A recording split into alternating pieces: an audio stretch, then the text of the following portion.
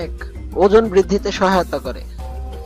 সবসময় ওজন কমানোর জন্য উপকারী খাদ্য উপাদানের কথা বলা হয়, তবে এবার জেনে রাখুন ওজন বৃদ্ধিতে অবদান রাখা আতা ফলের কথা। আতা ও মধু একসাথে মিশিয়ে খেলে ওজন বৃদ্ধি পাবে, কারণ এই মিশ্রণে থাকে পর্যাপ্ত পরিমাণ স্বাস্থ্যকর ক্যালোরি। 2, শ্বাসকষ্টের সমস্যা কমায়। আতাতে প্রচুর পরিমাণে ভিটামিন B6 রয়েছে, যা শ্বাসনালীর প্রদাহ কমাতে ও শ্বাসকষ্টের প্রকোপ কমাতে কাজ করে। 3, খাদ্য পরিপাকে সাহায্য করে। এই ফলে রয়েছে প্রচুর পরিমাণে কপার ও দ্রবণীয় আঁশ, যা খাদ্য পরিপাক ও বাওয়েল মুভমেন্ট এবং কোষ্ঠকাঠিন্যের সমস্যা কমাতে কাজ করে।